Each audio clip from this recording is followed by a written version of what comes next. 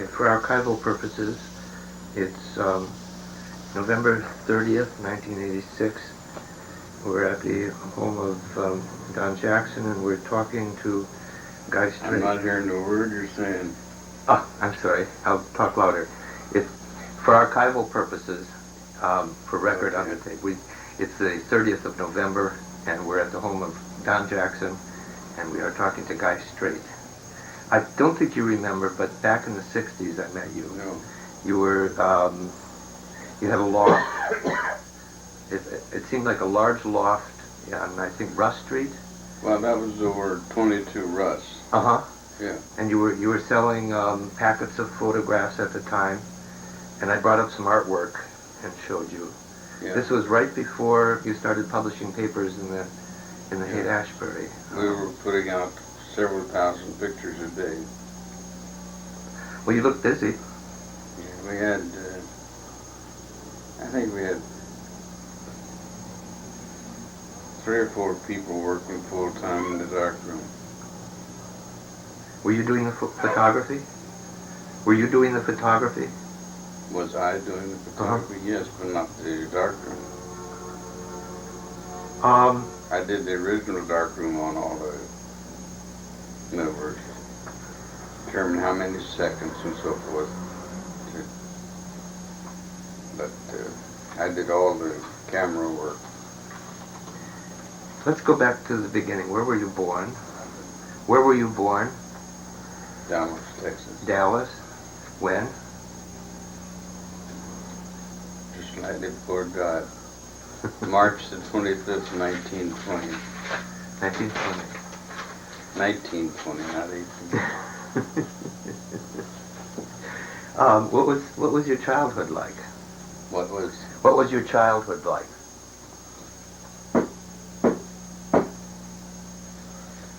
Oh, my father died when I was 5. So I spent a little time in an orphanage. Then I lived with one of my sisters for a little while. But off in the end, I say that childhood, just about as normal as it could get, you know. I got my ass whipped occasionally, but not often. And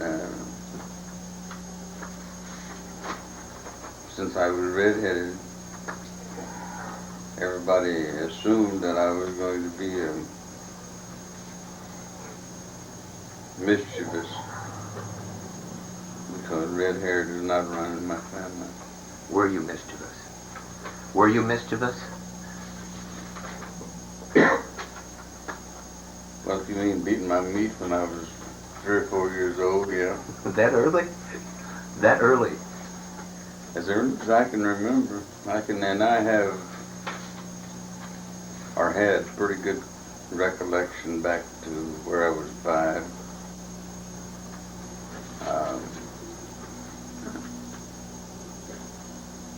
And then after studying the subject for several years, I find that that's one of the first things that a person does is play with his meat. Don, I just spilled some coffee. Don't worry. Oh, I okay. don't think that makes a lot of difference. Well, I'm gonna come over here Yeah. so that I can talk to you better. Well, you're still on my deaf side. Ah, well.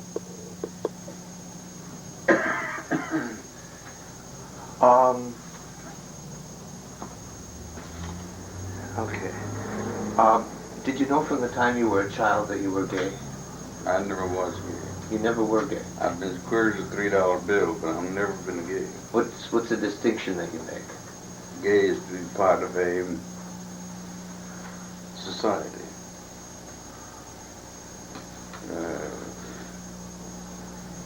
I do not like, and never have liked going to bars. I don't like much society. I don't like to associate with more than 1 or 2 people at a time. So I don't think I've ever been gay.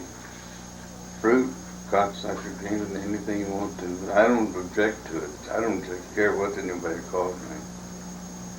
So long as they do call me occasionally. But you don't identify as being gay. I don't identify with that. For instance, down in your neighborhood, I'm sure I would never go to the gay community services. Never. And you've never been involved in the gay movement? No, yeah. Well, that's a connection. No. Homosexual movement. The homosexual movement. Or sex freedom movement, let's call it. Because I'm more interested in sex freedom than I. See, the gay society doesn't want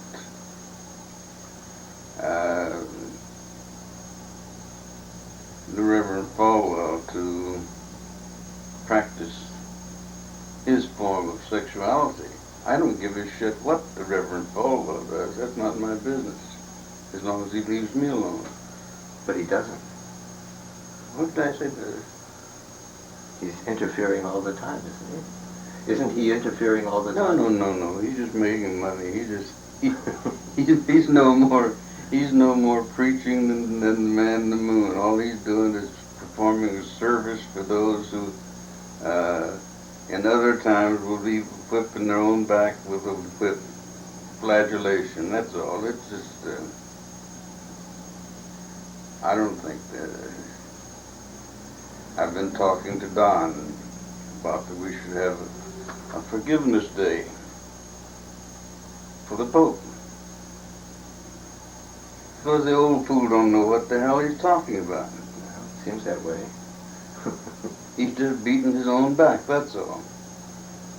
And making a certain segment of his church very, very happy when he gets down on somebody. It's the same thing that we homosexuals become elated when somebody else of importance comes out. For instance, think how much joy it would be if it was shown that Princess Caroline was a lesbian. Think how much joy that would give the lesbians. Why do you think that is? Why do you think that would give joy? When somebody joins your club, it makes people happy. I was talking to... Well, take for instance just recently when, what's his name?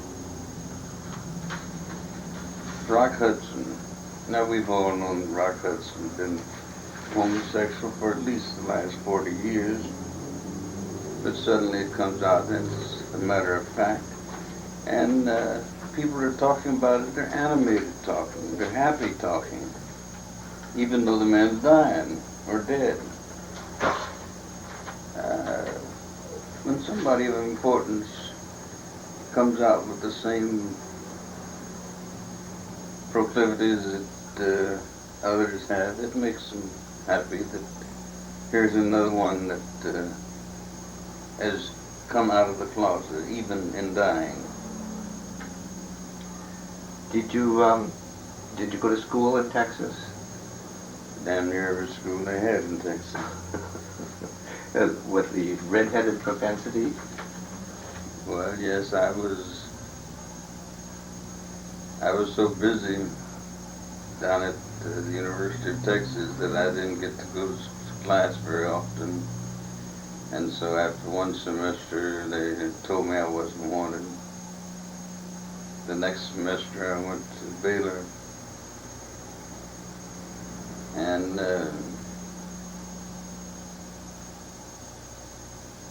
I was asked to leave because I was running a whorehouse over at the old Cotton Palace. You were running a whorehouse? What kind of whorehouse? Girls. Girls? Here I was, 19 years old, running a whorehouse. An old Pat Neff, who had gone to school with my father, got the pleasure of throwing me out. And then I went to SMU, and Dr. Selectman, who's a good old man, saw me one morning taking a nip off the old dog that bit me, and he asked me to leave. Well, those were Methodists there. Those were Methodists, yes. But SMU at that time was a very small school.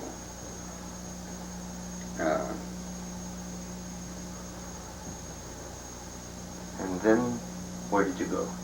After SMU, The Army. you went into the Army. What was that like? Was it, Lot of fun. this would be about the time of World War II, right? Yes. You fought in the war? As little as possible. As little as possible. Where were you stationed? Well, let's put it this way. I was assigned to the Inspector General's Department and attached to many units from North Carolina all the way over to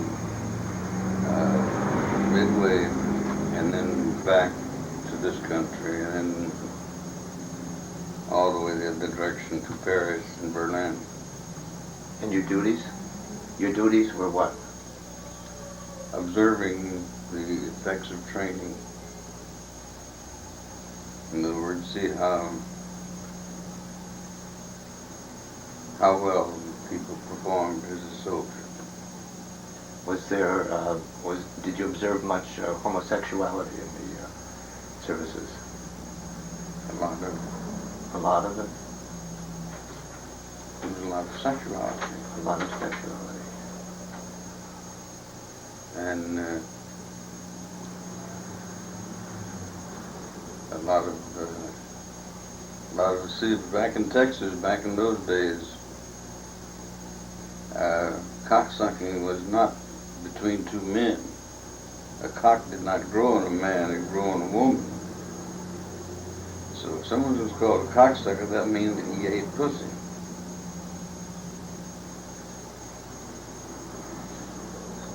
So I was a little bit screwed up in my terminology for sure.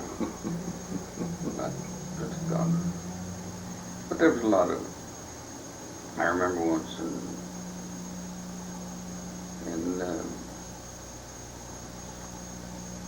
Hawaii, we had Lieutenant Holloway who objected to his company clerk, who he said was homosexual. The commanding officer said, well, got any complaints? Well, no, he's homosexual. I said, well, as long as you're doing a good job, keep your fucking mouth shut.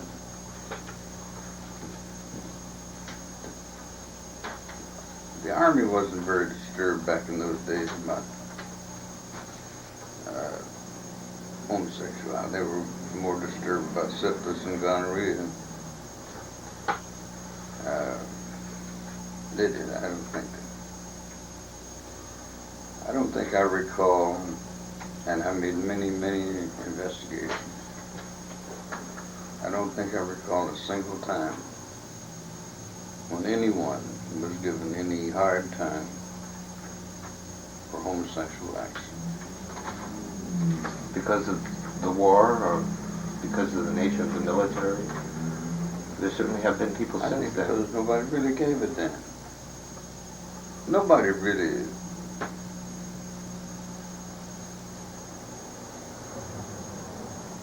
I'd say I don't think there was a lot of pressure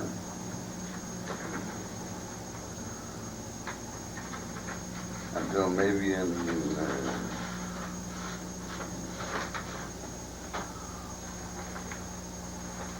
the 50s. I don't think anybody really worried. Now, if you want to make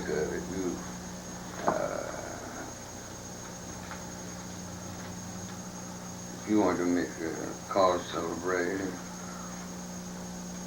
You could always find somebody. I recall once in my office, who was sheriff of Dallas County, down at his office, a couple of deputies brought in a couple, and that's what they did. They were sucking beaters in the bushes out of White Rock Lake. In other words, they were fucking. And I said, let those boys go. A little corn oil and they'll hurt nobody. And I think that was generally the attitude. A little corn oil would never hurt nobody. So what happened in the 50s? So what happened in the 50s to change that? Well, I think people became socially conscious of a lot of things. Women wanted equal rights. And that disturbed a lot of people.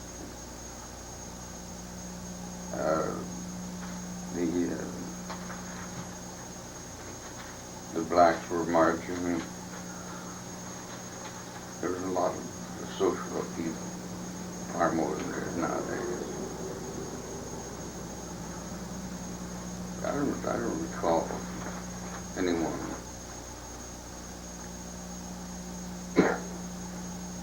in my lifetime, I don't recall anyone making a big issue of homosexuality. No, if you...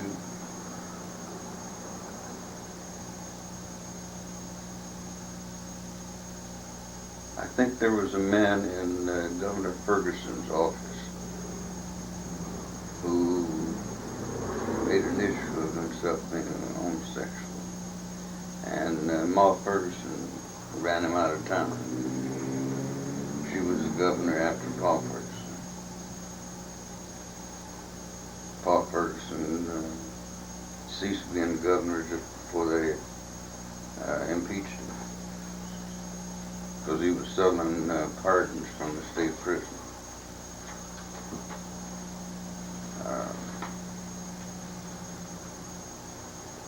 Most of the pardons that they were selling was for bootlegging. Bootlegging really never hurt anybody either. But there was a lot of social unrest starting in the late 50s. When did you come to San Francisco? In the 50s. I first came here in 36. And then I came back. I was stationed for about a year or so over at Vallejo.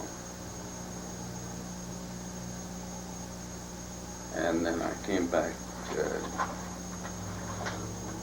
live in, I think it was about 51 or 52. But I still go back and forth to Texas all the time. What were you doing to make a living in the 50s here in San Francisco? At what period? Well, 51 when you moved here. Well, in 51 I came out here. Well, in 51 I came out here as regional sales manager for Curtis Wright. Werner von Braun was my immediate superior. That didn't last very long, so I had to go in business for myself. Which was in architectural wall coverings, doing such jobs as the LA airport, the VA hospital in Martinez, and large jobs. How long did that last? Several years. Several years. And then? Then I got interested in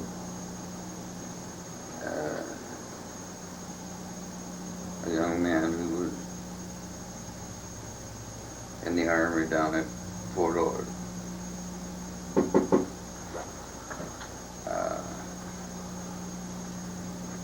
and he wanted to go quite often to the Black Cat. Well, back during the Army, I've been one of the people who've been responsible for putting the Black Cat off limits. Oh, we're doing a TV interview right now. But the Black Cat was more than, far more than just homosexual back in those days. It was communist. Oh. Well, that's the Army, Well, the Army thought, that whatever, no more communists than man in the moon. Well, it was a sort of bohemian center, wasn't it? That's a communist. Uh-huh. To the rednecks, that's communism. Was Empress Jose was involved with the Black Cat? Was she involved that early? Do you remember? No, she wasn't involved. I don't think until. Oh, yeah. Well, now what early? You talking about the 50s? Well, in the 50s, yeah. Late 50s, I think. Yes. So what was the Black Cat like? A lot of fun. Really a lot of fun.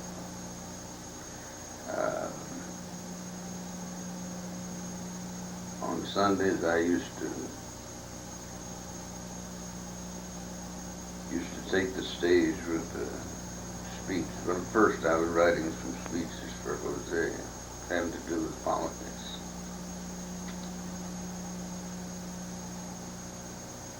But Jose has a bad habit of leaving the script, just like old Reagan leaves the scripts and gets things all fucked up. And so then pretty soon I started delivering a rhyme from the stage under the name of the senator. Which senator? Which senator? As the senator. Oh, as the senator. Okay. And that was the beginning of the political awareness in San Francisco. As an archivist, you've probably heard a dozen times about Stonewall. Mm-hmm. Well, Stonewall happened 15 years after the West Coast. But somehow or other, the wheels have decided to let the East Coast take the credit. Mm-hmm. I guess it makes them feel good. Mm-hmm. And it really doesn't make a shit. Well, the Black Cat was instrumental in forming a culture in San Francisco, wasn't it? A lot of culture of the countercultural surrounded the Black Cat. Well, no, not. We use the word responsible. I don't know. Things just grow. If it weren't for the Black Cat, it might have been the Jumping Frog. Or it might have been, well, no, the Jumping Frog didn't come along till later. But in the days of real activity, there were 3 bars that were equal in activity. The Black Cat, the Jumping Frog, and Jack's Waterfront. All of the owners, Jack's Waterfront, the owners were gay. But the Jumping Frog and the Black Cat, they were absolutely straight. See, the Black Cat importance is, the way I see it, its importance was that here was an owner who got a hell of a good lawyer, who everybody forgets about, who got a hell of a good lawyer whose primary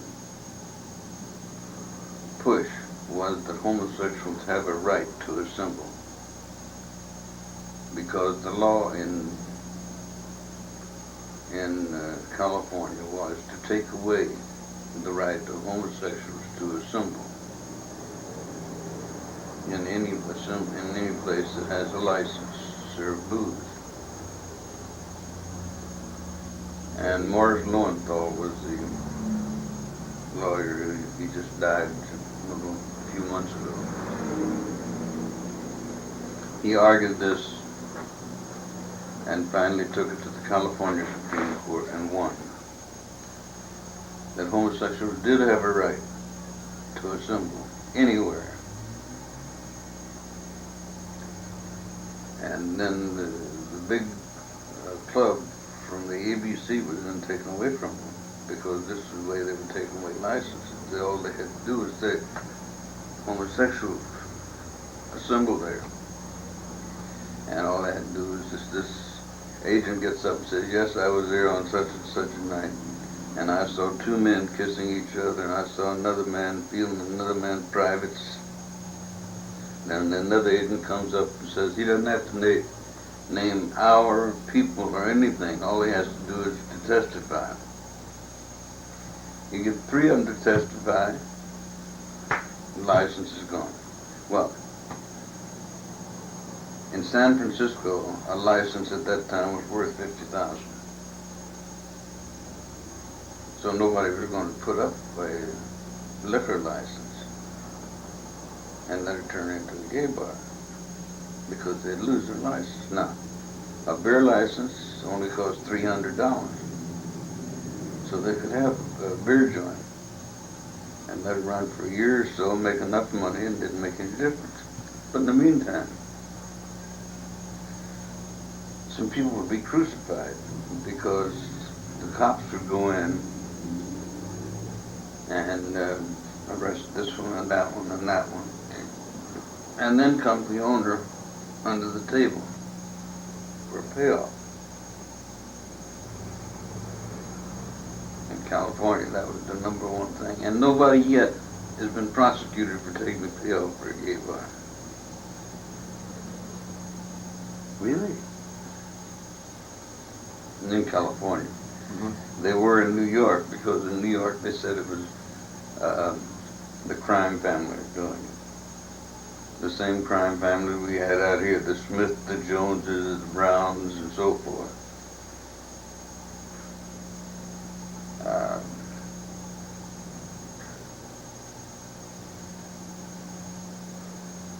Lord Acton, who you've heard of, said power corrupts. Absolute power corrupts absolutely, and that means money. And whenever the government has the right to close down something, take away license, take away your authority, there is going to be payoffs, period. How do you think cops afford $200,000 or $300,000 home nowadays? And tips that they make working at McDonald's? Bullshit. So, about when did you become interested in photography? When did you become interested in photography and publishing? Oh, I was always interested in photography. I think I started taking my first nude pictures at about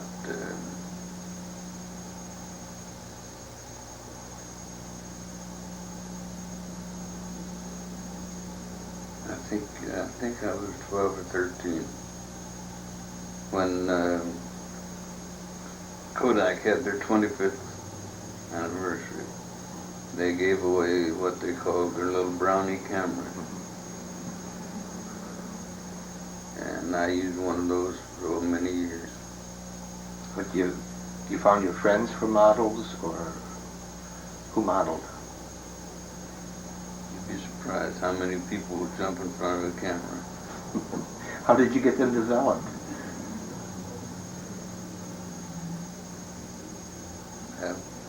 Originally, I took them to my science teacher.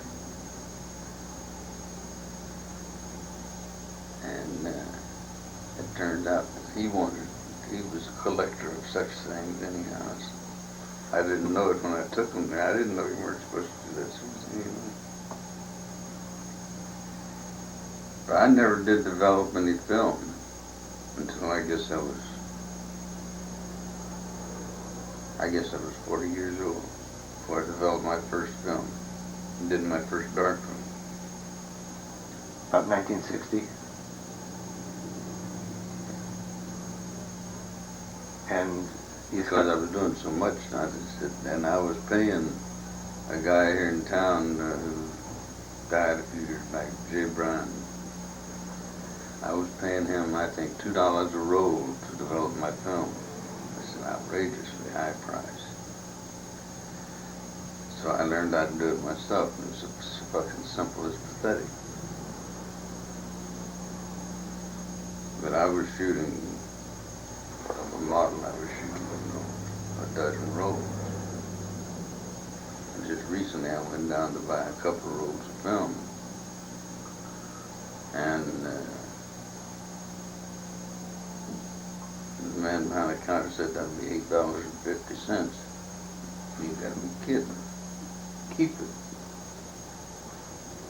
That's my rate doing photography. That would be $20 worth of film for a model. Did you know Jay Bryan very well? Not intimately, but I knew him well. Well, yes. Had you met Bob Miser in Los Yeah. Angeles? He was working. Is Bob? He's not dead. No, he's going fine. He's Only still the good die he's young. still- Bob will be here for a long, long time. Why do you say that? No. Bob was grouchy, but he was an old man. When I met him 25 years ago, He was. this, on 11th Street. He's still there. It looks the same. The Roman sets, the pool. No smoking allowed. And he's still taking care of the boys. He has a house for them. Still got those same Grecian helmets. Yep. They're all there. He hasn't changed. There's rarely a hustler goes through Los Angeles that doesn't get photographed by Bob. So he does a good job of pose photography. I haven't seen any of his stuff in a long, long time. Well, but it's still there. He's still doing it. But he back in those days, he was using 5x7 plates. I don't know how much that would be nowadays. Jesus, I hate to think. It'd be expensive. So, did you start a studio? Well, that's a financial transaction, starting a studio. It means I put up some promise. And eventually.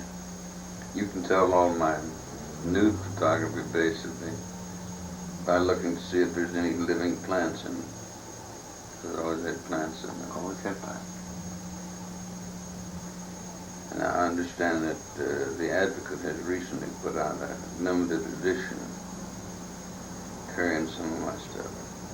Oh, I didn't know that. I'll have to look for it. I just can't imagine what they would put out, because when I was alive, what's his name, David Goodstein would hardly admit that I was alive. Yes, I can understand that. So when did you move to Russ Street? When did you move to Russ Street? When did I move to? Russ. 22 Russ. Oh, I don't know. For the last 30 years, I've lived in that neighborhood. I lived on Minna, and then moved up to Russ. I lived in an old whorehouse on Minna that had a wash basin in every room and several rats. But that must have been. When were you there? 66. 66. And I must have moved up there 62 or 3. I don't remember. I remember that some of the people who were working for you were very young. Not very. Were they models or? Well, I still see one of them all the time. The one been associated with me now since 55.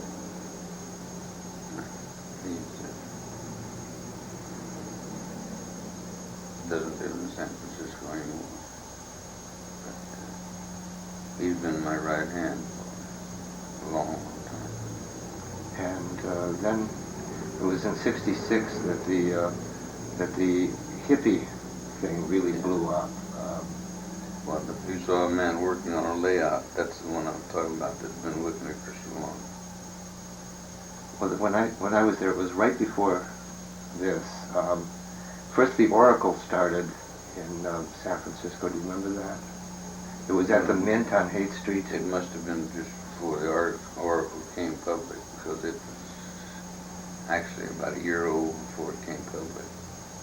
And then you started producing papers. What were they called? Made a million. You did?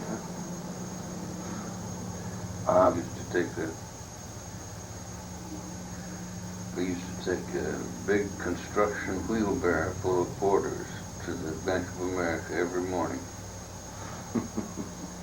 We never did deposit any paper money. Take a wheelbarrow full of quarters, put a 45 on, and take our German Shepherd dog and wheel the 2 blocks down Haight Street to the bank. What was the name of the papers?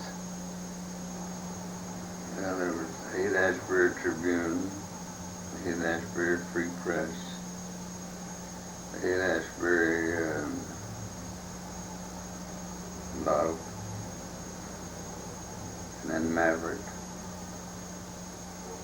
Maverick, I started out to make another gay newspaper and then got disgusted and switched it to hippie. Because for a lot of time you couldn't tell the difference between gay and hippie anyhow. Well, I was there. I remember that. Because everybody was looking for a fresh piece of meat. Was not looking on Polk Street or Castro. They were on Haight Street looking. And the #1 bar in town was the Gold Cup, which was on Haight. It was owned by Charlotte, I think Charlotte Mills, who also owned the Mint and Bradley's.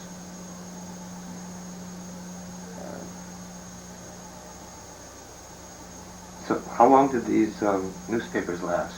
Not very long. No, the hippie thing didn't last very long. It didn't last very long. And it Which seemed long. What did you do then? Because every day was about 30 hours long. Mm-hmm. I remember. What did you do then?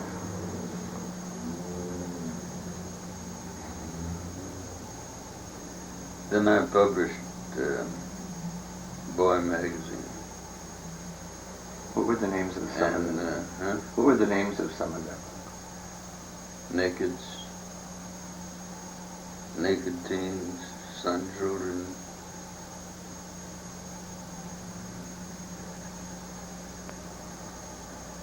Trade. Were they the little 5x7? Oh, they were the big ones. They were Bigger ones. Oh, I published a lot of 5x7 stuff. I don't remember what the name of it was. Oh, yes. One of the first things I published was the Lavender Baedeker. The Lavender. Baedeker, which was the first gay travel guide. Uh-huh.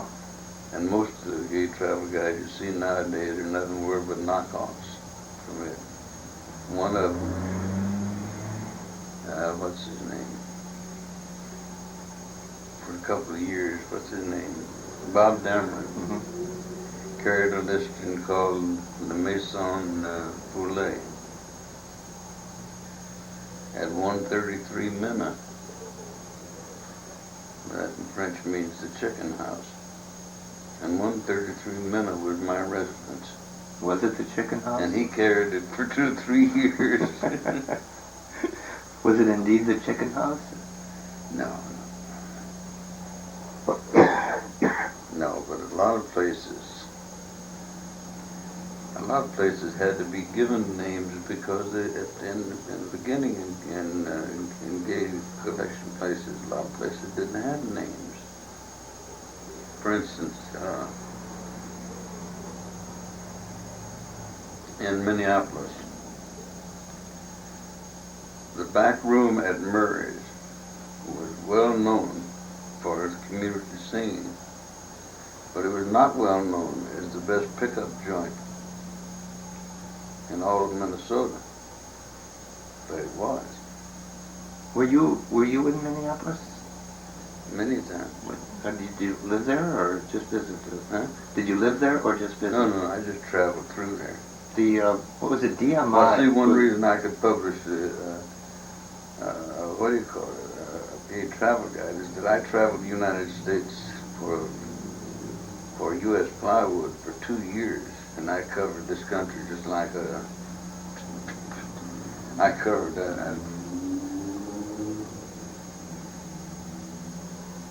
before, by 1955, I had already flown 1 million miles. And so I'd be tonight here, and tomorrow night there, and tomorrow night, so I was making every joint in the country. And I would always ask the cab driver, where do the fruits hang out?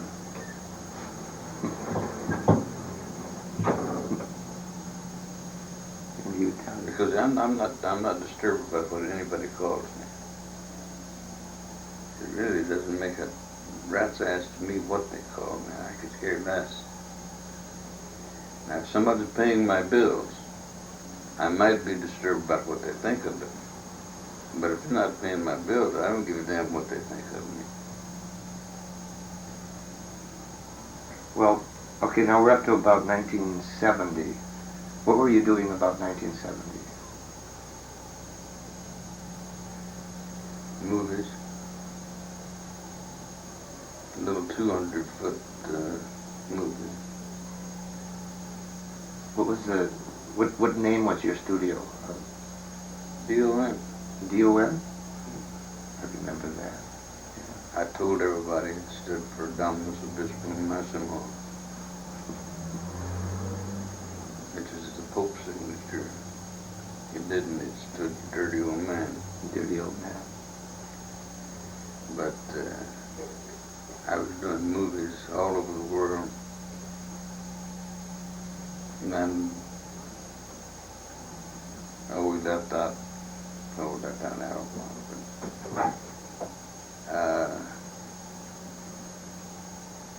I had done some movies in India back in 54.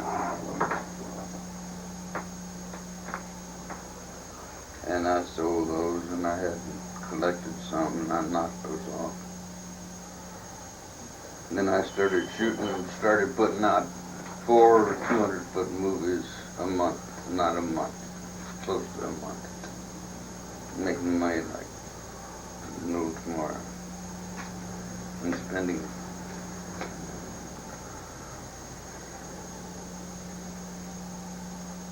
But mainly, you gotta remember, I was just enjoying life.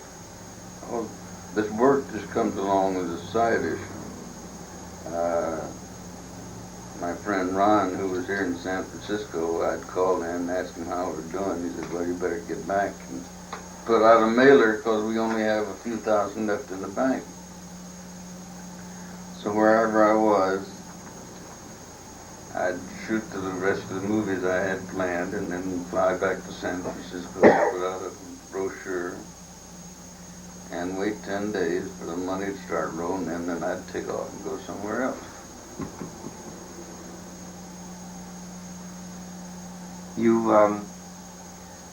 You had some problems with the law, I understand. Not problems. That's the wrong word. They had problems with me. What happened? They put me in prison for 4.5 years. How did that come about? That had something to do with the Texas. It was Texas massacre. Illinois. Illinois. Was that Garci? Huh? Was that Garci? No. Oh. No. What was it? No, I was already in prison when they caught up him.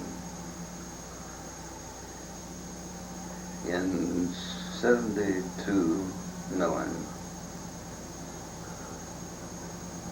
in 72,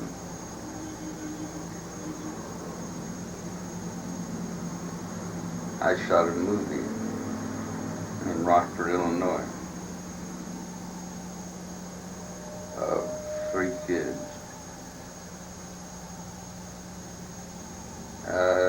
This guy who was there, one of my customers, that he had some that I should photograph. In the meantime, he decided he was God, and he had established a residence outside of Rockford anyhow. In 72, I shot a movie, and this one kid wanted to come back to California with me. No, I got more kids than I can take care of. I had, I think, 4 of them with me at the time. But then that summer, they came out anyhow. But I wouldn't let them stay. So then in 1976, 4 years later, he got a bad conscience after he had been arrested for marijuana and agreed to a story in exchange for immunity from his marijuana charge. In other words, they built a frame about that big. So what? So, in Rockford, Illinois, if the district attorney wants your ass, he's already got it. So the story was my, what do you call it? My transcript is on file down at Don Slater's place.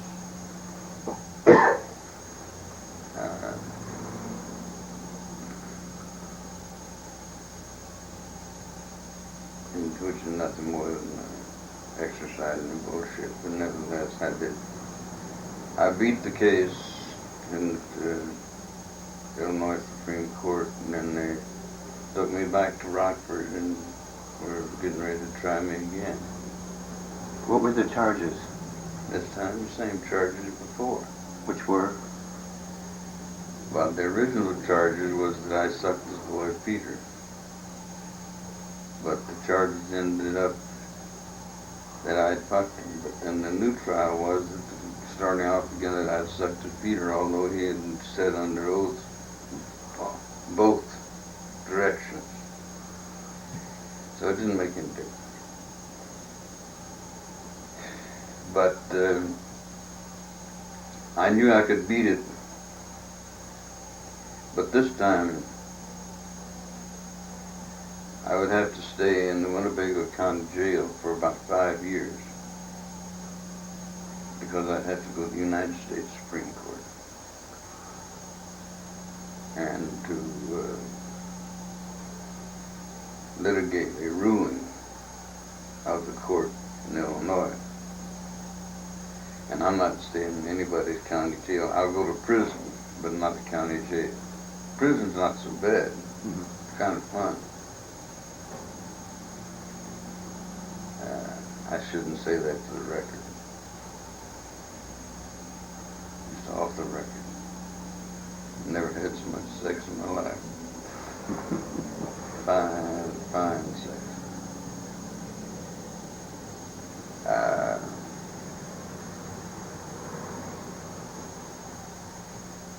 But the American justice system is so fucking corrupt, as if they want you, they got you. Just like you got a case in LA right now, the McMasters. Here this bastard's been in jail now for 5 years and hasn't been tried yet. And he can't get out. And there's really nothing against him. Well, I thought that at this time, that they had gotten rid of the sodomy laws in Illinois, haven't they? Well, you get rid of the sodomy laws, but they didn't, really, I wasn't really being tried for sodomy. I was really being tried because I shot a kiddie movie. And it doesn't make any difference what they do with the laws. They have a law against trying a man twice for the same offense too, don't they? Yep. Don't make it shit what the law is. So, how long? I mean, it's foolish when you talk about. See, like here in California, right? Just a week ago, or no, a month ago, we fucked things up royally. We have a law now. The law against sodomy has been repealed in California, right? Mm-hmm. But now we have a man as Chief Justice of the Supreme Court who will keep your ass in jail for 20 years while you're trying to get out. So it doesn't make any difference what the law is. If you're behind bars, you got to get somebody to open it. And if the judge won't tell the jailer to open it, he's not going to open it.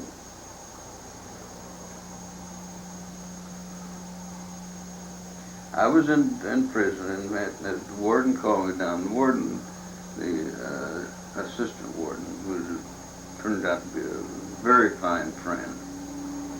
He was a hell of a good man. He said, "Strait, here's your discharge. It's been nice to have, and here's Strait, here's a warrant for your arrest." Go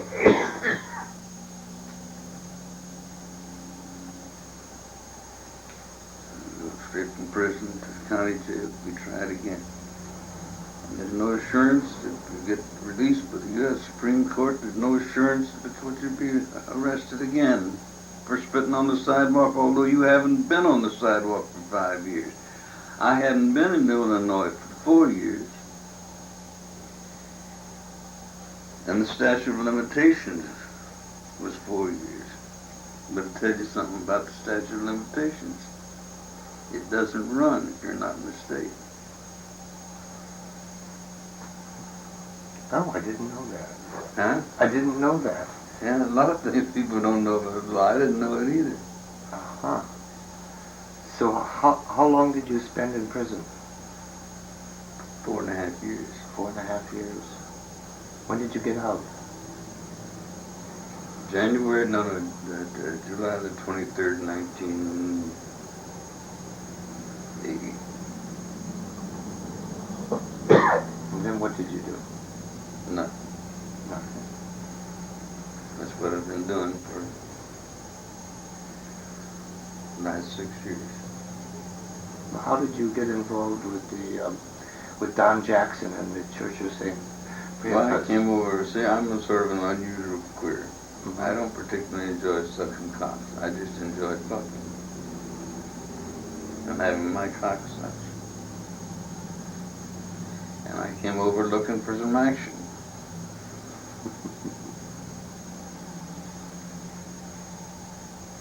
So you got involved with the church. So you got involved with the church that way.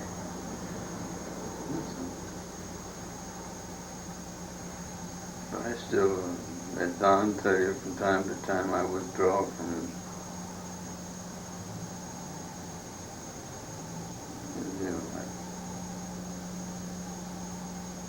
if the church are doing something that I don't enjoy or don't approve of, I just withdraw. What kind of thing don't you approve of? Hmm? What kind of thing don't you approve of? Well, the thing I have in mind is feeding those goddamn bums down at the hospitality house. The hospitality house is something that's funded by the city, and I don't like to have anything to do with any government unit. The only thing I like to have to do with the government is when, on the first of the month, my Veterans Administration disability pay comes in, I go down and get it. That's all the connection I want with I can understand that from your past.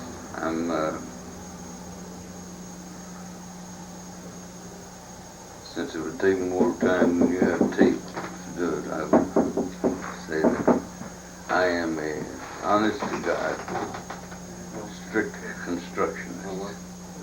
Not the Reagan type. He is what you call a strict bullshit constructionist.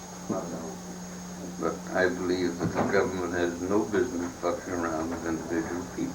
The government's relation should be with states. And the state has relation then with people. Only until the income tax, the federal government have much to do with people, with regulating people. Now it has everything to do because it can tell you how fast to drive on the highway. Because if they don't drive the speed the federal government likes, they'll withdraw the federal support. Well, I think I have to quit. I'm sorry. I have an appointment at 3. Go on for hours and it still never get anywhere because I'm not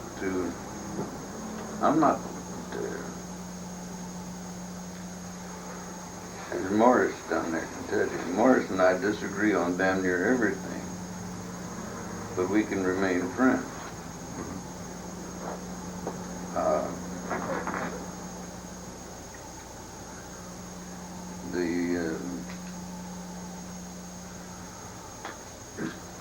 What you call the game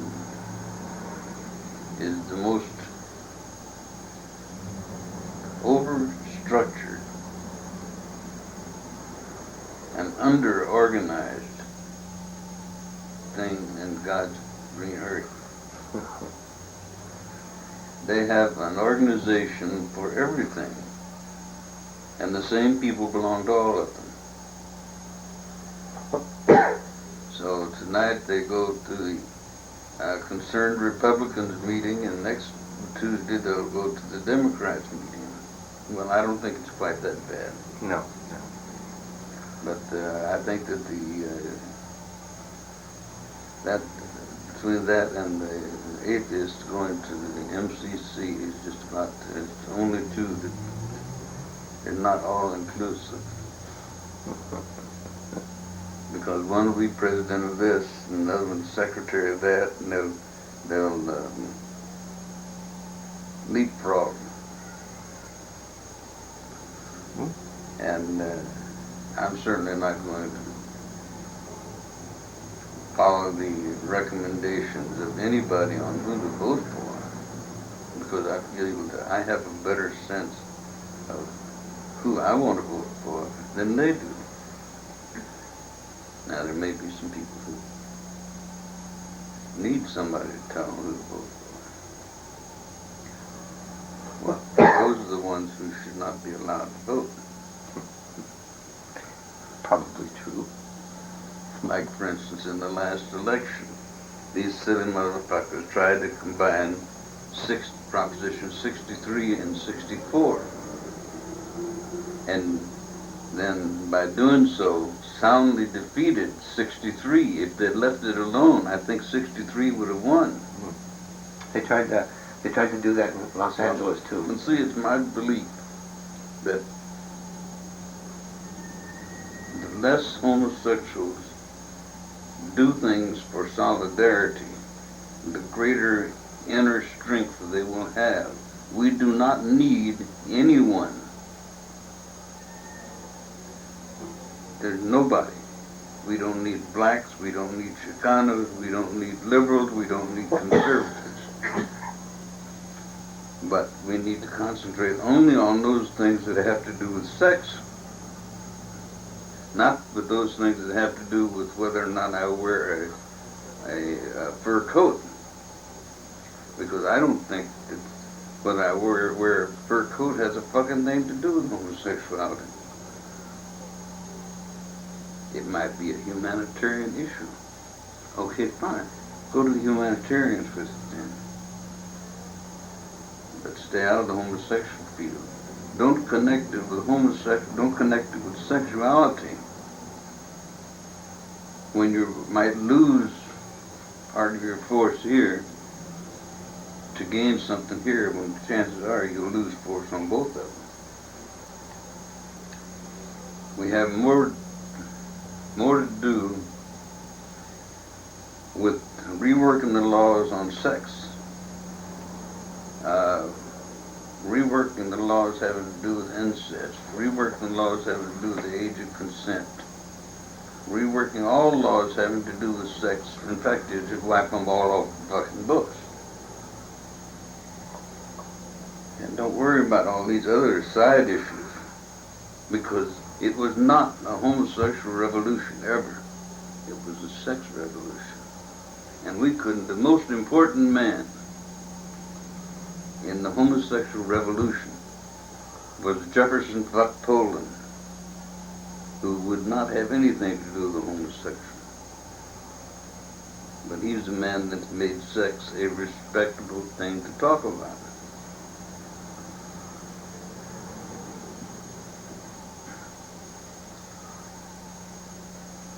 But now, sex is so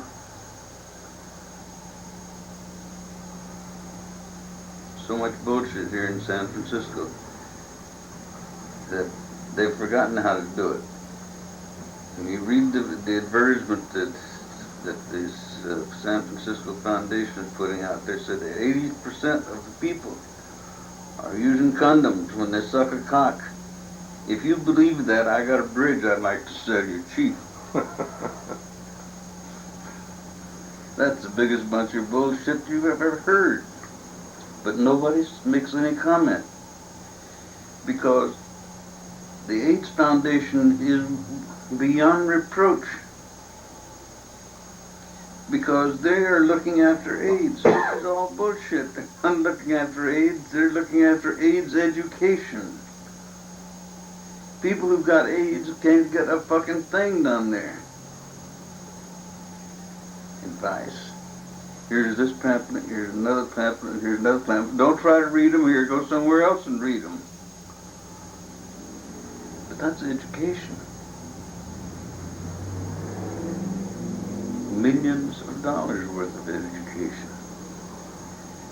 But the new drug, the AZT or something, cannot be given to about half the people in San Francisco General, for the specific reason that they don't have the money to pay for it. It's not in the formulary,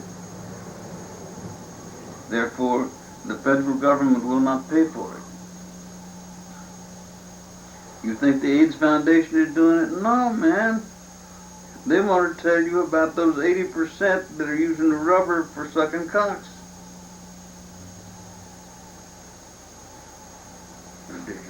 Absolutely ridiculous. Well, I want to thank you very much for your time and for your conversation. Oh, And, I'm I sorry really that enjoyed it. I wasn't here on time. I don't usually forget, but And I'd love to take this a lot longer. this morning I got busy with, I found aphids and cutworms in my goddamn plants, and I'm out there spraying them. That's pretty important. I was even late getting my check from the post office, and that's unheard of. Well, thank you very much. Do you want coffee, guys?